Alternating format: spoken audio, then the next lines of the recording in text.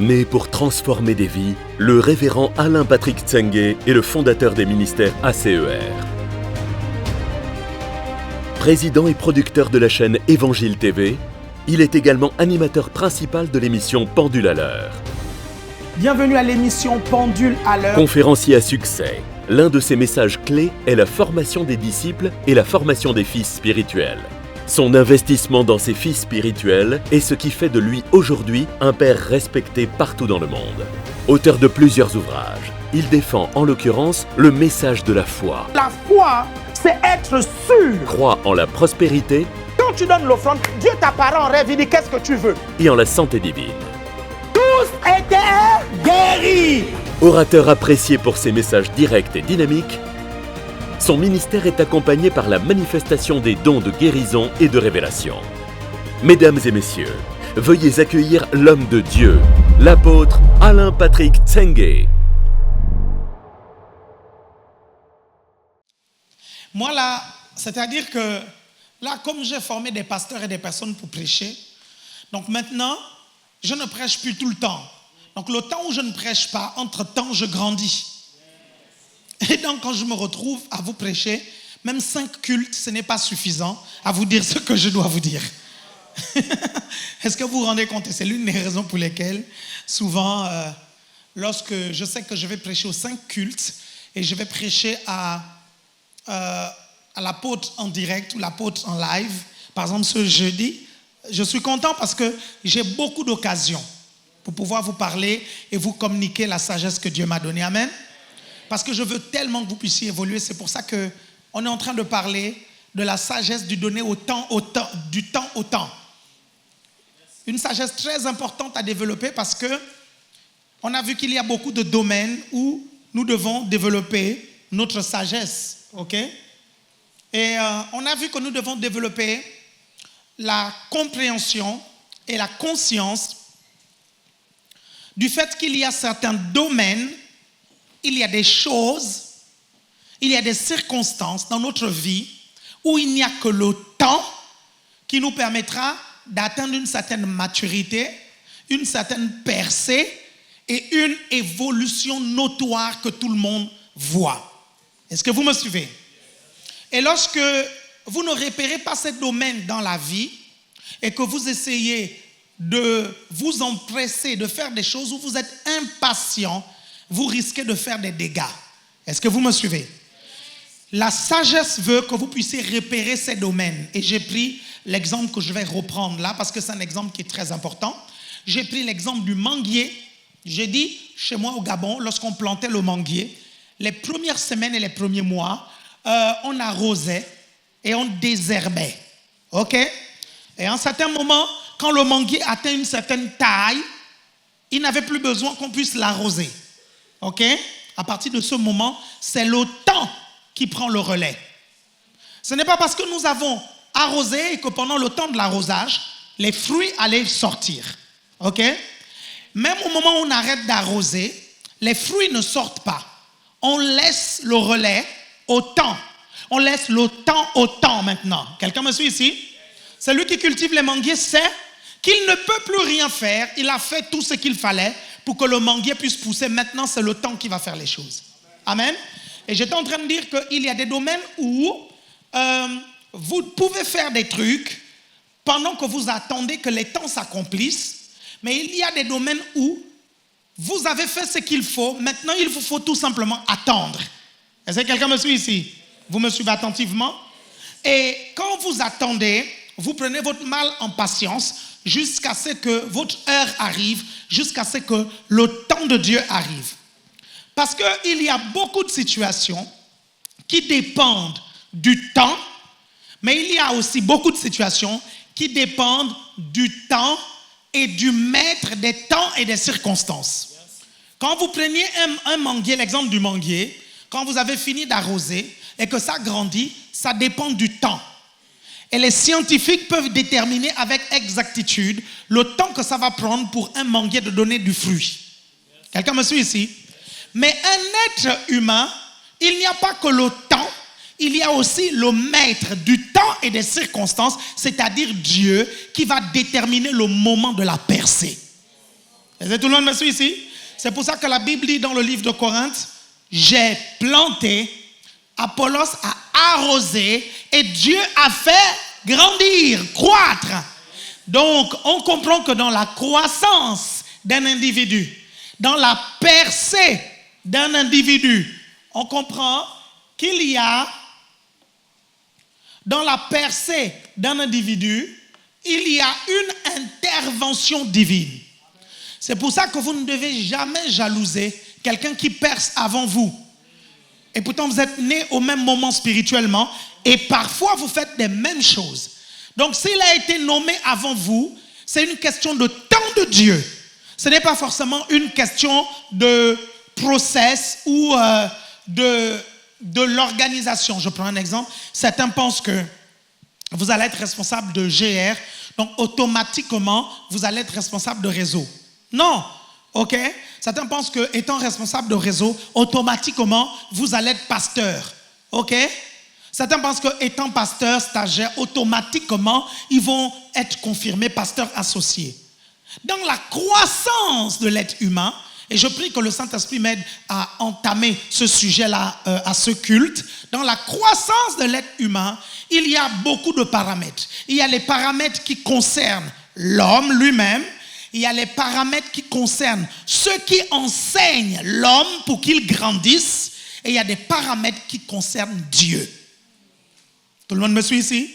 Si vous me suivez, faites comme ceci. Ok? Vous êtes toujours là? Donc ça c'est important. Donc on a commencé à voir que ça prend du temps aussi de développer la grâce dans notre vie. Ça prend du temps. Vous n'allez jamais opérer dans votre destinée au-dessus de votre niveau de grâce.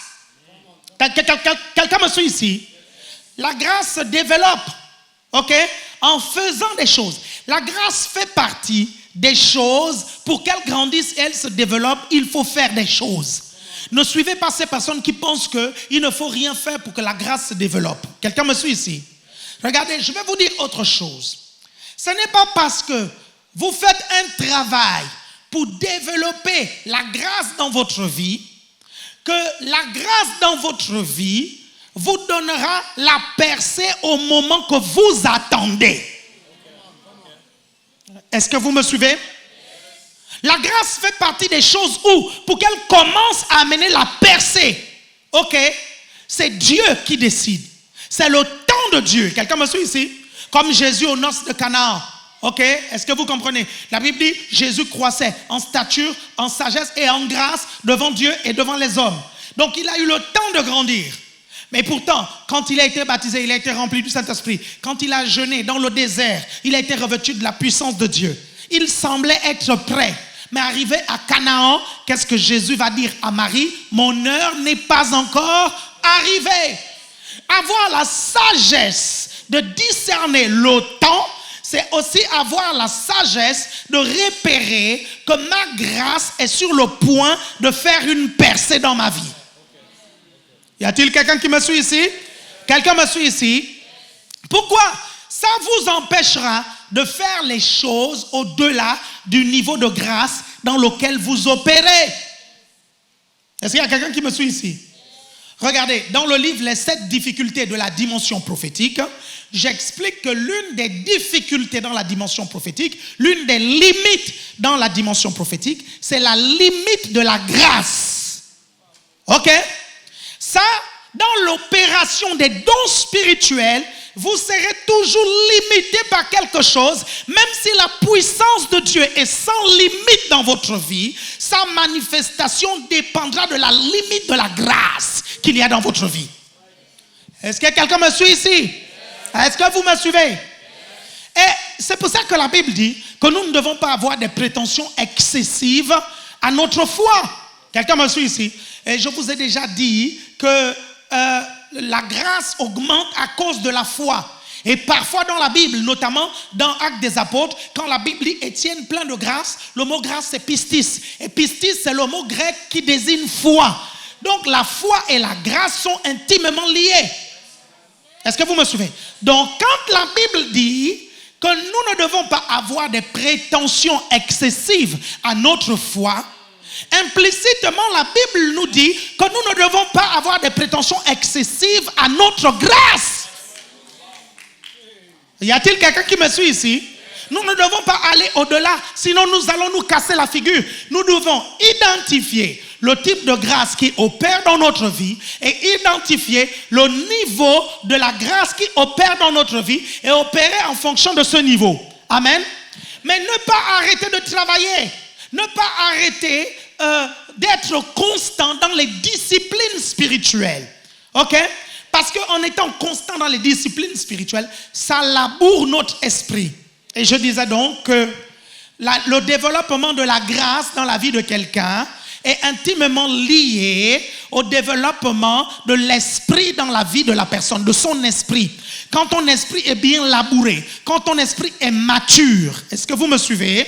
La grâce va grandir plus rapidement. C'est quoi un esprit correctement labouré? C'est un esprit sensible au Saint-Esprit. C'est quoi un esprit sensible au Saint-Esprit? C'est un esprit qui reçoit le réma facilement. C'est quoi un esprit qui reçoit le réma facilement? C'est un esprit, il a un logos, tout de suite il a un réma. C'est quoi un esprit sensible? Un esprit sensible est un esprit, dès qu'il croit, la foi naît.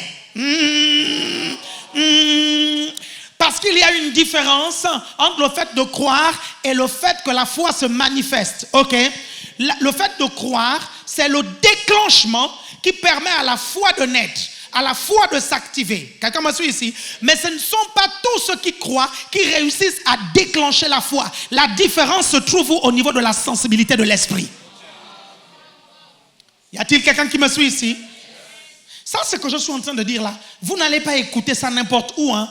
Vous n'allez pas entendre ça dans toutes les églises. C'est pour ça que certains disent « je crois ». Et on ne voit pas le miracle se produire. Pourquoi? Parce qu'en fait, la foi véritable est dans l'esprit. Et à un moment donné, il faut tout simplement qu'elle se déclenche. Et elle se déclenche par le réma. Et le réma vient de ce qu'on entend Dieu nous dire dans notre esprit. Amen. Et pour aller encore plus loin, Dieu nous dit tout le temps quelque chose. À chaque fois qu'une situation se présente, Dieu a déjà parlé. Regarde, je vais te dire une chose. Il n'y a aucune situation qui vient dans ta vie sans que Dieu n'ait déjà donné la parole pour pulvériser cette chose. Sérieux, hein? Rien ne vous arrive sans que Dieu ne vous ait donné la parole pour pulvériser. C'est pour ça que les plus sensibles spirituellement arrivent à capter, avant que le problème ne vienne, ils arrivent à capter que ce problème va venir. Et avec la captation du fait que le problème va venir, ils ont la promesse que le problème sera résolu.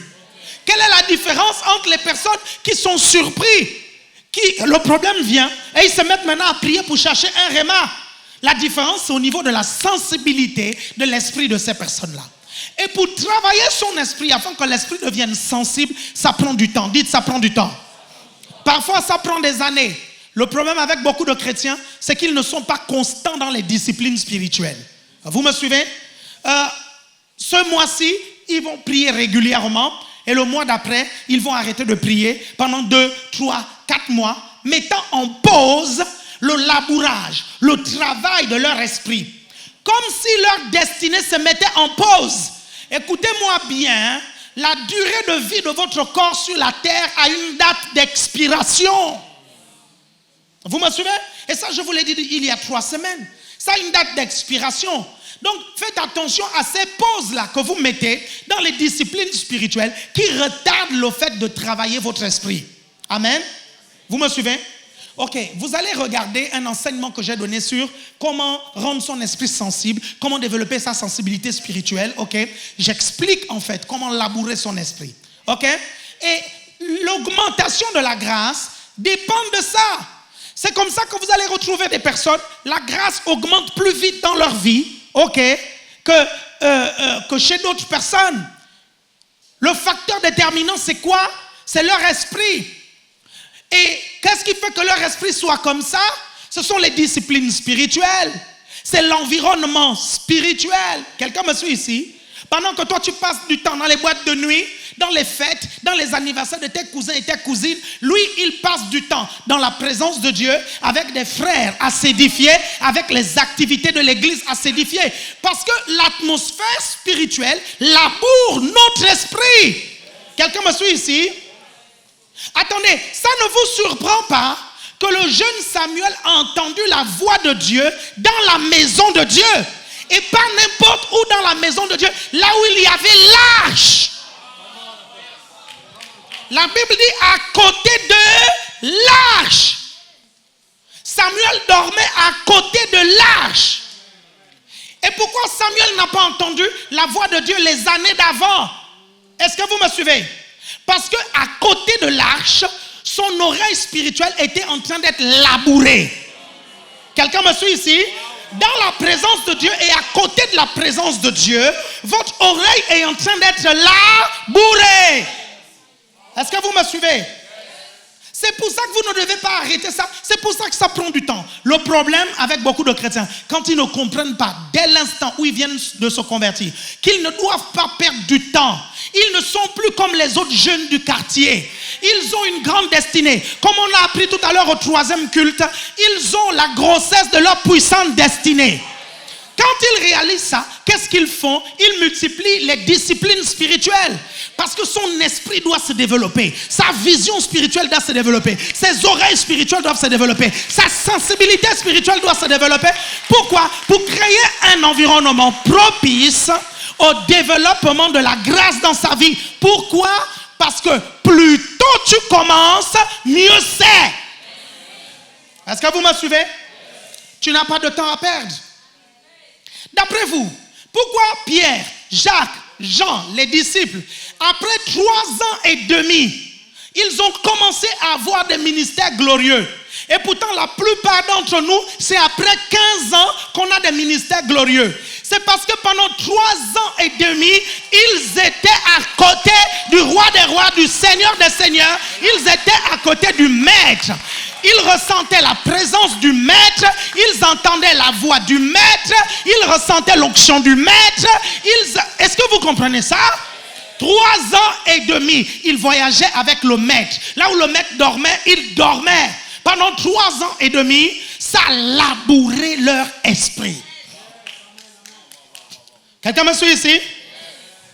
Après 3 ans et demi, Pierre était capable. On vient donner les offrandes. Il était capable de voir qu'Ananias n'a pas donné toutes les offrandes. Pourquoi? Parce qu'il a eu le temps de travailler son esprit. Quelqu'un me suit ici? Pour que son esprit sente qu'Ananias a pris la moitié de l'argent. Quelqu'un me suit ici? Et lorsque sa femme arrive, pareil, il a le temps de voir que les deux se sont entendus. Est-ce que quelqu'un me suit ici? Il a labouré son esprit. Pendant les 3 ans et demi, il était avec Jésus. Quelqu'un me suit ici? Quand Jésus était sur la montagne de la transfiguration, il n'était pas soumis qu'à l'onction de Jésus. Il n'était pas soumis qu'à la présence de Jésus. Il a été exposé à la gloire de Jésus. Quelqu'un me suit ici? Dans la montagne de transfiguration, la Bible nous dit quoi? Que Jésus a montré sa gloire. Est-ce que vous comprenez? Ils étaient, et là on comprend que dans la présence de Dieu, il y a des dimensions. Quelqu'un me suit ici? On comprend alors que dans la présence de Dieu, il y a la dimension de la gloire de Dieu. Est-ce que quelqu'un me suit ici? Et ça développe quelque chose dans votre esprit. Est-ce que vous me suivez attentivement? Vous êtes toujours là? Vous êtes toujours là? C'est pour ça après que les dons spirituels peuvent maintenant se manifester avec beaucoup de facilité. Il y a quelqu'un un jour qui m'a demandé, apôtre, comment tu fais pour que pendant que tu prêches, tu es capable de libérer les paroles de connaissance en même temps? Pendant toute ma jeunesse, j'ai labouré mon esprit. Quelqu'un me suit ici? J'ai labouré mon esprit. Je l'ai labouré avec la prière. Je l'ai labouré avec les jeûnes. Je l'ai labouré dans les réunions. Je passais mon temps avec des frères ouins. Quelqu'un me suit ici? J'exposais mon esprit à ces choses. Pourquoi? Parce que je faisais partie de ces personnes-là qui savaient qu'ils étaient enceints d'une très grande destinée. Quelqu'un me suit ici? Dès mon jeune âge, j'étais déjà conscient de ce que je portais dans mon esprit. Tu ne peux pas être conscient de ce que tu portes dans ton esprit et banaliser ta destinée. Quelqu'un me suit ici? Écoute-moi bien, quand tu es conscient de ce que tu portes dans ta vie, tu réussis à tout contrôler, y compris tes amitiés. Tu n'es plus ami avec n'importe qui. Quiconque ne te fait pas progresser, vous comprenez, est disqualifié. Pourquoi?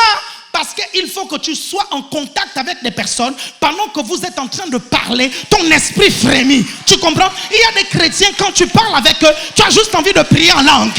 Est-ce que vous comprenez ça? Quelque chose se passe dans ton esprit. Quelqu'un me suit ici? Les disciples d'Emmaüs ont dit de Jésus, notre esprit ne brûlait-il pas au-dedans de nous quand il était en train de parler? Quelqu'un me suit ici? Quand tu discutes avec des frères ou un, leurs paroles labourent ton esprit. Est-ce qu'il y a quelqu'un qui me suit ici? Quelqu'un me suit ici? Je ne perdais pas de temps avec les jeunes charnels de mon église. Ça ne m'intéressait pas. Quelqu'un me suit ici? Ces jeunes passaient leur temps à se moquer de moi, mais je m'en foutais totalement. Quand on voit mon avenir et le leur aujourd'hui, mon avenir aujourd'hui a bien plus de lumière que leur avenir. Quelqu'un me suit ici? Quand tu es comme Marie et que tu connais que le Saint-Enfant que tu portes dedans de toi sera appelé fils du Très-Haut. Quand tu connais que la destinée que tu as dedans de toi est appelée à ressusciter les morts, que la destinée que tu as dedans de toi est appelée à marcher sur l'eau, que la destinée que tu as dedans de toi est appelée à multiplier les pains, que la destinée qui est dedans de toi est appelée à faire des grandes choses, tu ne peux plus être un chrétien ordinaire. Vous me suivez? Tu ne deviens plus un chauffeur de banc à l'église. Les chauffeurs de banc à l'église, c'est ceux qui ne sont pas conscients de leur destinée. Quelqu'un me suit ici? J'ai très vite, très tôt su quelle était ma destinée. Et je me suis pris au sérieux. Pourquoi? Parce que je savais qu'il y a un temps où je dois labourer mon esprit. Parce que après le labourage de l'esprit, il faut maintenant que les dons se manifestent et ils se développent. Parce que ça peut prendre du temps à un don spirituel de se développer. Le don, quand vous le recevez dans votre esprit, il est parfait. Mais lorsque vous le manifestez, il est imparfait. Est-ce que vous comprenez ça? Le don est parfait à l'intérieur. Mais lorsqu'il se manifeste, il est imparfait. Et il faut le travailler. Et ça peut prendre du temps. Quelqu'un me suit ici? Regarde, tu peux avoir une onction prophétique. Tu peux avoir un don de prophétie. Tu prophétises et tu te rends compte que ça s'est accompli à 60%. C'est normal. Ton don est en train d'être travaillé. Est-ce que vous me suivez? Tu te rends compte, tu pries pour les malades. Ok. Les deux genoux ont une douleur. Tu pries, il y a un genou qui refonctionne, l'autre genou ne fonctionne pas. C'est normal. Sois patient. Tu es en train de travailler les choses. Ok. Continue à prier pour les genoux. Est-ce que vous me suivez attentivement? Parce que ça prend du temps au don spirituel de se développer. Ça prend du temps de comprendre comment le don que Dieu a mis dans ta vie fonctionne. À un moment donné, quand tu comprends très bien comment le don que Dieu a mis dans ta vie fonctionne, on a l'impression maintenant que tu as même la capacité de déclencher ce don quand tu le veux. Est-ce que vous me suivez? Pourquoi? Parce que tu comprends tellement de choses que Dieu te fait confiance maintenant. Parce que tu as eu le temps d'étudier ça. Vous êtes toujours avec moi? Vous me suivez attentivement? Ok. Quels sont les dangers de ne pas opérer dans le niveau de grâce? Quels sont les dangers de vouloir faire les choses en dehors du temps de la manifestation? Faire les choses alors que tu n'es pas prêt. Quel est le danger?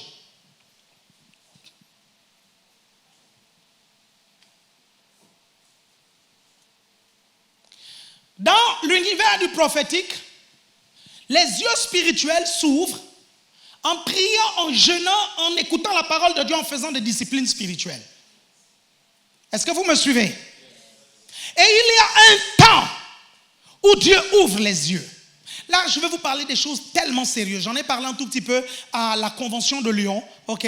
Mais je vais vous parler encore un tout petit peu parce que je vous dis, la majorité d'entre vous ici, vous savez, quand on veut une église de 30 000 membres pour la première étape, on considère que les 5 cultes de ce dimanche, ce sont les leaders de l'église de 30 000 membres. Est-ce qu'il y a quelqu'un qui me suit ici?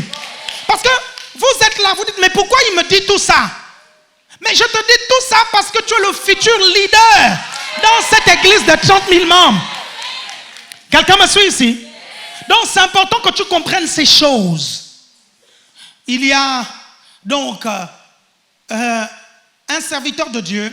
Un jour, Dieu l'a envoyé dans un pays étranger. Il est allé comme évangéliste démarrer une église, mais il a brillamment échoué.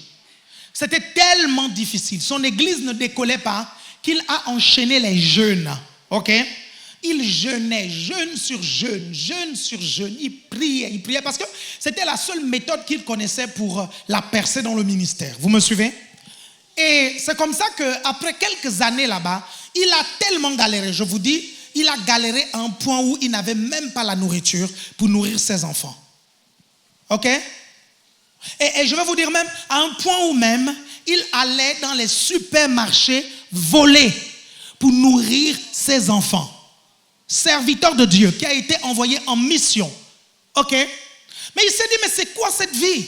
Il a commencé à jeûner. C'est la seule chose qu'il savait. Il savait qu'il fallait jeûner, qu'il fallait prier, qu'il fallait multiplier les disciplines spirituelles pour qu'une percée se fasse. Il dit, après plusieurs années dans ce pays où il a vraiment galéré, un jour, après un temps de jeûne, pendant qu'il est en train de marcher dans la rue, il voit la vie des gens défiler comme sur un écran. Est-ce que vous comprenez? Et il ne comprend pas ce que c'est. Et il commence à jeûner pour contrecarrer cela. Il dit, mais c'est quoi ce démon que j'ai attrapé? Et il prie pour ça, il prie. Plus il prie pour ça, plus les visions deviennent plus précises. Et quand il va voir les gens, il dit, je vois ça. Vous vous appelez tel. Votre adresse c'est ça. Vous avez vécu ça. Les gens disent oui. Il dit, mon Dieu, mais c'est quoi ce truc? Et quand il jeûne, Dieu lui dit, je t'ai toujours appelé à un ministère de prophète. Je n'étais pas appelé à faire ce que tu es en train de faire. Et je t'ai amené ici, j'essaie de paraphraser, je t'ai amené ici pour te préparer afin de déclencher ce don-là, afin que tu puisses exercer le ministère prophétique. Regardez, je vais vous dire quelque chose. Cet homme de Dieu est tellement précis dans la parole de connaissance que même le FBI, à certains moments, viennent le chercher quand ils ont perdu quelqu'un ou quand ils veulent retrouver un terroriste. Est-ce que quelqu'un me suit ici? Un jour, le FBI l'appelle et le FBI lui dit, écoute, on recherche un enfant. On lui montre la photo de l'enfant. On lui dit, est-ce que tu peux nous dire là où l'enfant se trouve? Il prend la photo. Il ferme les yeux. Il dit, amenez-moi là où l'enfant est parti. On amène l'enfant, papa. Il arrive à un niveau. Et après, il continue le chemin. La police et les parents disent, c'est impossible que l'enfant soit venu jusqu'ici. Il continue juste le chemin. Il dit, l'enfant est dans le lac. Il est noyé. Le corps de l'enfant est là-bas. Les policiers disent, impossible. Les parents disent, impossible. Donc, les parents et les policiers n'exploitent pas la piste. Et ils continuent à chercher par-ci, par-là. Et un jour comme ça, les policiers se sont dit, mais le prophète a dit que l'enfant se trouvait là et le corps de l'enfant se trouvait dans le lac, on va essayer de fouiller. Quand ils vont fouiller, ils trouvent malheureusement le corps de l'enfant dans le lac, le corps sans vie. Est-ce que vous comprenez? Vous me suivez attentivement? Ça, c'est par exemple une des dimensions de son ministère prophétique. Le problème, c'est quoi? C'est que c'est une dimension qui est tellement alléchante que tous ceux qui ont un appel prophétique veulent arriver à ce niveau. Quitte à prendre même des raccourcis. Est-ce que vous comprenez ça? Et certains prennent les raccourcis et ils ne comprennent pas que ces raccourcis sont dangereux. Pourquoi? Parce qu'arriver à cette dimension, ça dépend du niveau de la grâce qui opère dans ta vie. Ça dépend du niveau de la grâce qui s'est développée dans ta vie. Ça dépend des disciplines spirituelles que tu as développées dans ta vie. Parfois même en développant ces disciplines spirituelles, tu ne vois pas ça parce que le temps de la percée n'est pas encore arrivé. Quelqu'un me suit ici? Ok. J'ai parlé de ça à la convention de Lyon.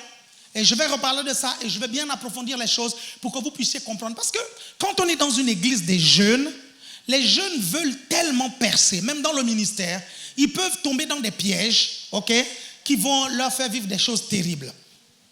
Ok, on m'a parlé de certaines personnes qui sont dans certaines zones du monde, peut-être en Afrique, peut-être dans certains endroits, où en fait, des jeunes prophètes qui ont un véritable appel prophétique, qui prophétisent déjà en faisant quelques erreurs, mais ils prophétisent. Voyez-vous, la Bible dit, nous prophétisons en partie. Quelqu'un me suit ici? Et le problème, c'est que cette partie-là, parfois, ils ne la maîtrisent pas bien.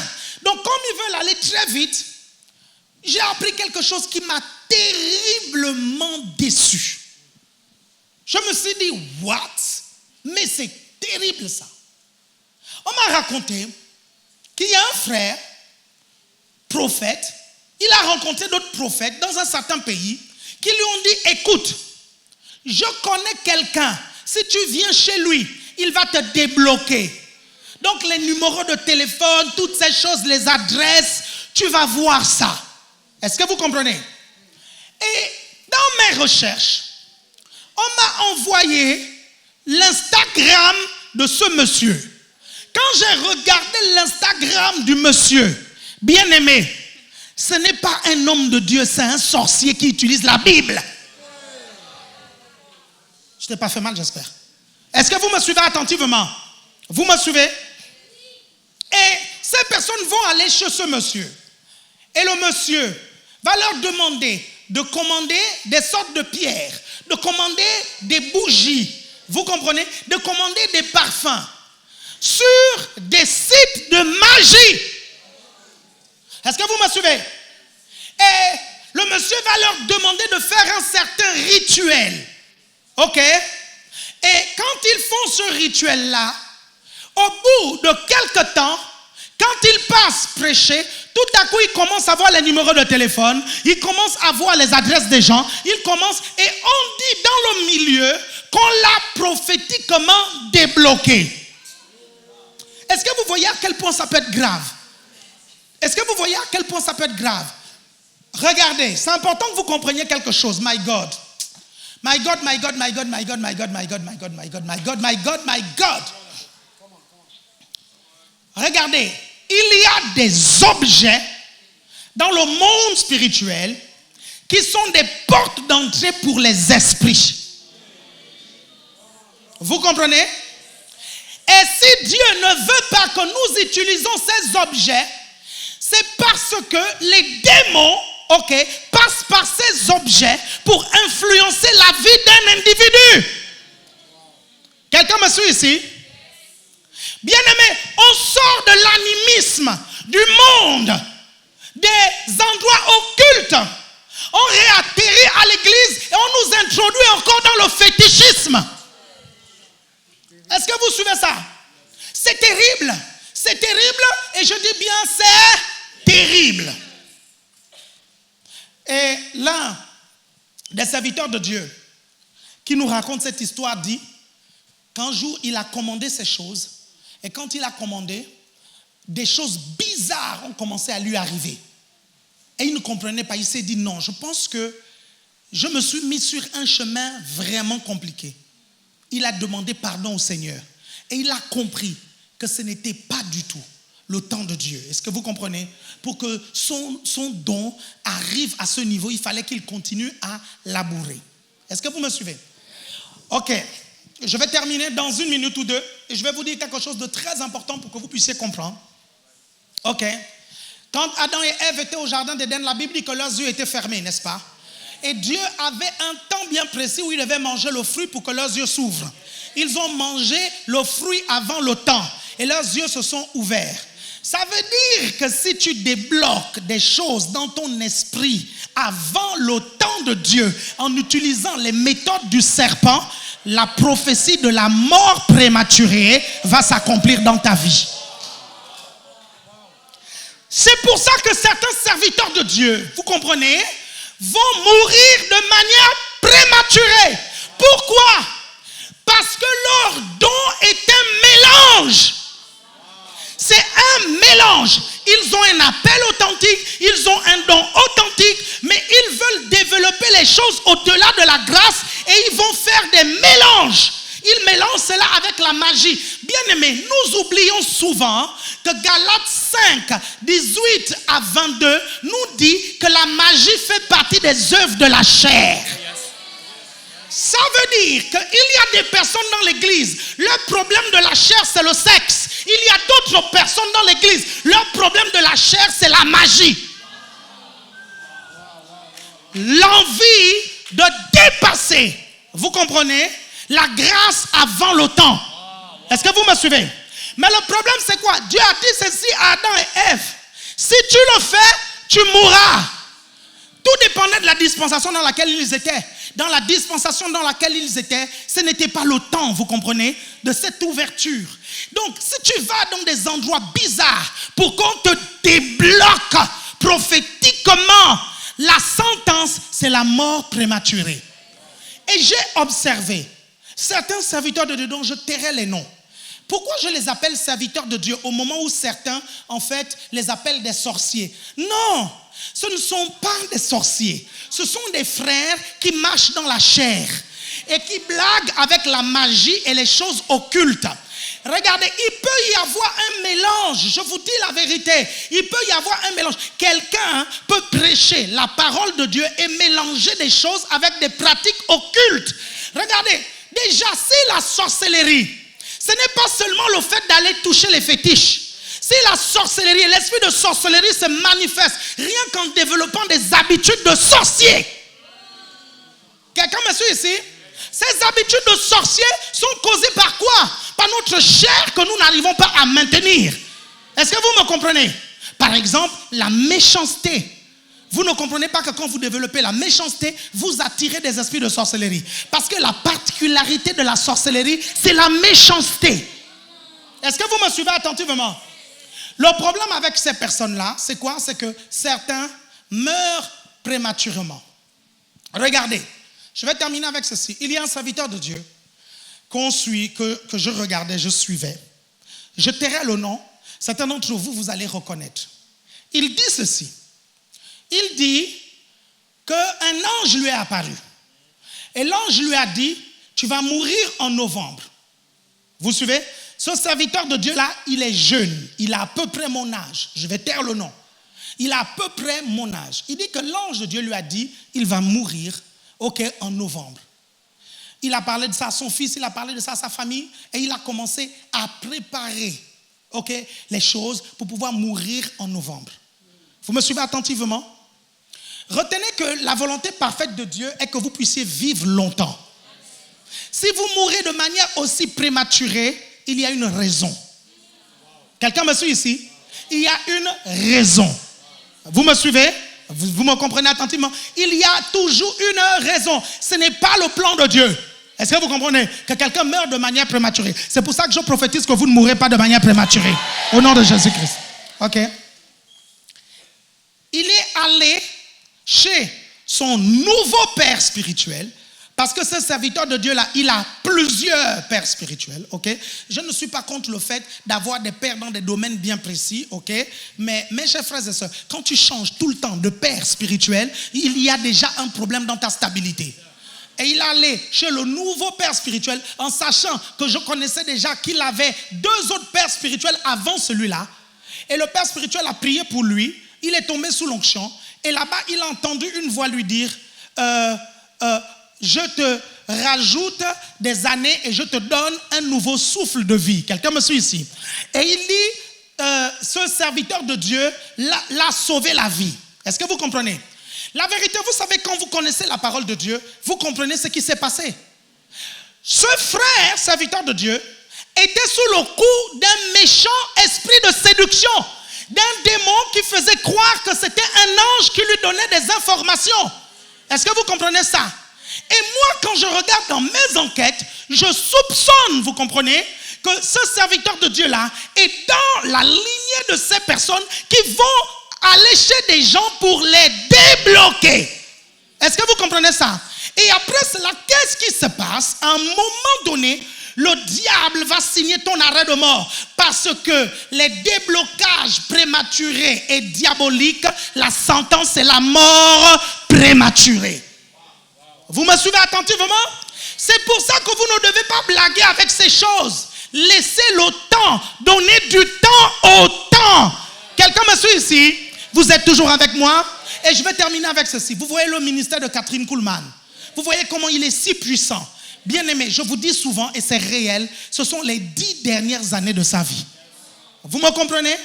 Parfois, il faut du temps pour que les choses se déclenchent dans votre vie. Mais quand elles se déclenchent, ça va être incroyable. C'est pour ça que je vous dis, bien aimé, laissez les autres construire leur temple. Vous suivez ça? Ne soyez pas jaloux. Laissez les autres remplir les grosses salles. Ne soyez pas jaloux. Quand le temps de notre percée va arriver, il n'y a aucune salle. Il n'y aura aucune salle. Vous comprenez? Aucune salle qu'un architecte va construire qui pourra contenir le nombre de personnes que nous allons gagner à Christ. Quelqu'un me suit ici? Parce que je vois une percée spectaculaire sur notre ministère qui arrive. Quelqu'un me suit ici? Ne vous inquiétez pas. Grandissons dans la grâce. Parce que quelque chose de puissant arrive. Quelqu'un me suit ici? Ne prenons pas les raccourcis. Continuons à jeûner. Continuons à prier. Continuons à prêcher. Continuons à évangéliser. Nous avons fait été du salut 1. Nous ferons été du salut 2. Et nous ferons été du salut 3. Et nous ferons été du salut 4. Et nous ferons été du salut 5. Jusqu'à un moment donné, ni le Zénith, ni Bercy, ni le Stade de France. Écoutez-moi bien. Il y a des moments où on va louer le Stade de France, le Zénith et Bercy en même temps. En même temps. Écoutez-moi bien, un moment va arriver où lorsque l'ACER va faire un événement dans un endroit ou dans une salle, tout le quartier va être embouteillé. Tout le quartier embouteillé, embouteillé, embouteillé. Quelqu'un me suit ici? Parce que ce que nous sommes en train de préparer, c'est une percée irréversible. Une percée, dit percée irréversible. Dit percée irréversible. Dit la grâce évolue dans ma vie. Au nom de Jésus, elle avance, elle progresse. Je ne me presse pas. Je suis dans le timing de Dieu. Je donne du temps au temps. Je donne du temps au temps. Amen. Gloire à Dieu.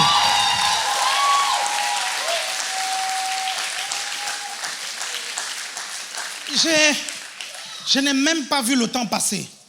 Je ne comprends pas, c'est passé très vite, trop vite, et on est déjà au dernier service, et je n'ai même pas encore développé.